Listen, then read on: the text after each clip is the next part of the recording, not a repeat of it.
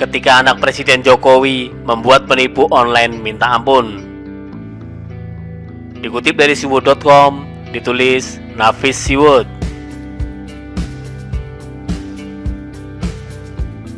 Sebelum kita masuk ke inti pembahasan, mari kita lihat sekilas gaya putra Presiden Jokowi yang bernama Kaisang Pangarep ini. Kaisang Pangarep ini memiliki bisnis sendiri, yaitu jualan pisang dan kopi. Seorang pengusaha muda yang santai dalam menghadapi situasi yang menimpa keluarganya. Ada yang masih ingat bagaimana sikap Kaisang ketika ayahnya Presiden Jokowi dihina? Tahun 2019 lalu, pemilik akun Twitter @narpatisuta juga melontarkan hinaan kepada Jokowi, tetapi malah ditawari pisang oleh Kaisang. Si blow-on @Jokowi ini sok mengajari sopan santun, pakai dalih budaya timur segala untuk tutupi ketidakbecusannya. Asal Anda tahu, kami sangat hargai persahabatan. Kami hangat dalam masyarakat, namun jangan minta kami santun terhadap Presiden blow-on seperti Anda. Tulis @narpatisuta. Melihat cuitan tersebut, Kaisang malah menawari pisang. "Sang pisangnya kakak," tulis Kaisang membalas tweet milik @narpatisuta melalui akun Twitternya @kaisangp. Ketika pengguna akun tersebut kembali menghina ayah Kaisang, Presiden Jokowi, Kaisang malah menawari kopi. "Kopinya kakak, kopinya biar gak ngantuk. Sudah tersedia di beberapa wilayah Jakarta dan sekitarnya," kicau putra bungsu sang presiden tersebut. Setelah melihat kicauan Kaisang terhadap akun Twitter yang menghina ayahnya Presiden Jokowi, warganet malah memberikan apresiasi karena dianggap cerdik dalam memanfaatkan situasi untuk mempromosikan produk-produk kuliner miliknya. Tapi penulis salut dengan sikap Kaisang saat almarhumah eyangnya yang sudah meninggal dihina. Bukannya marah, Kaisang malah mendoakan penghina eyangnya seperti ini. "Gak usah dipermasalahin, doakan saja Mas Jefferson tetap sehat selalu. Doakan buat eyang saya yang mendahului kita." Dan yang terbaru, ada seorang penipu yang mengirimkan pesan kepada anak Presiden Jokowi, Kaisang Pangarep, bahwa Kaisang menang lelang lewat pesan pribadi via akun Instagram miliknya. Sama seperti kasus penipuan online lainnya, si penipu tersebut meminta Kaisang mengirimkan uang ke rekening tertentu sebelum bisa menerima hadiah yang dijanjikan. Mungkin sampai di sini ada yang bertanya, kok bisa si penipu mengirimkan pesan kepada Kaisang?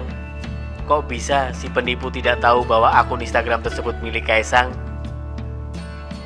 Sama seperti kasus penipuan online selama ini, bahwa pelaku tidak mengetahui siapa saja korbannya.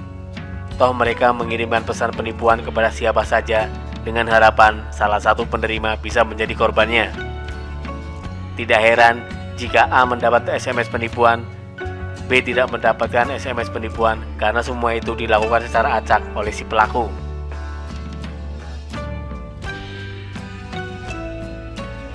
Dalam kasus ini, si pelaku tidak sadar bahwa yang dikirimkan pesan penipuan tersebut adalah anak Presiden Jokowi, Kaisang Pangarep.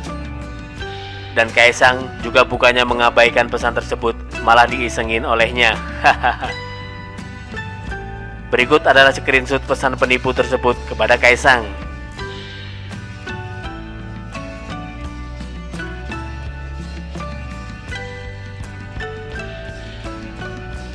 Dalam screenshot tadi, Kaisang meladeni si penipu dengan mengatakan jika waktunya sudah telat, tetapi si penipu dengan semangat malah mengatakan tidak apa-apa, masih ready, dan minta Kaisang mengisi data ulang.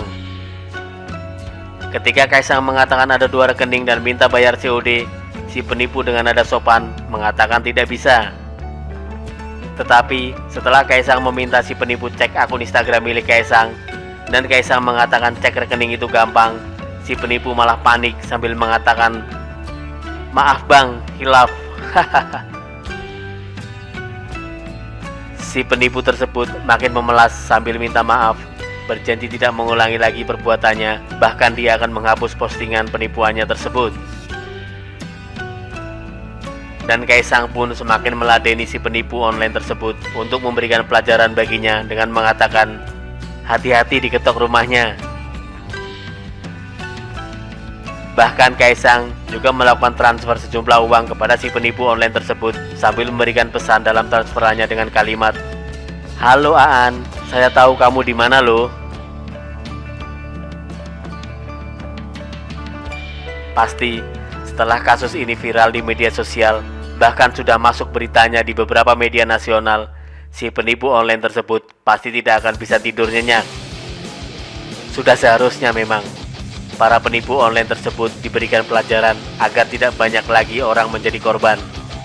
Mereka minta maaf bukan karena tulus, tetapi karena terpaksa. Sebelum ketahuan, semangat banget mengirimkan pesan kepada siapa saja dengan harapan bisa mendapatkan korban. Tetapi setelah ketahuan, lalu minta maaf, ngaku hilaf, berjanji tidak mengulangi lagi perbuatannya, lalu memelas minta ampun. Alah, basi itu.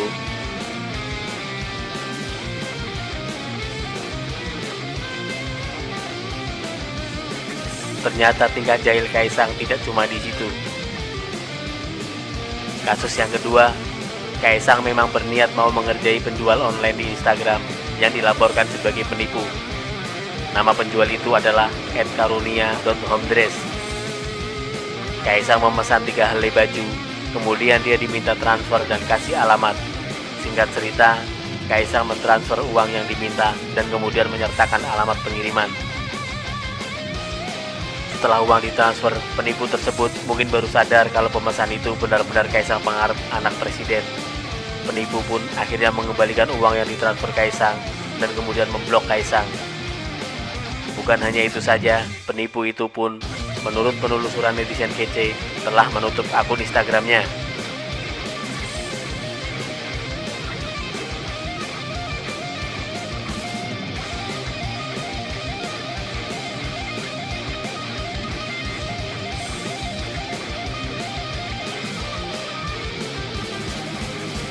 Sementara itu, Kompas.com memberitakan, Kaisang mengaku sengaja membeli barang dari online shop yang disebut banyak orang telah melakukan penipuan.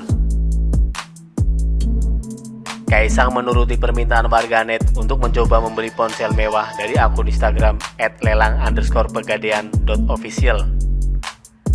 Kaisang menghubungi sang penjual melalui aplikasi WhatsApp dan sudah beberapa kali bertukar pesan, namun kali ini misinya kurang berhasil.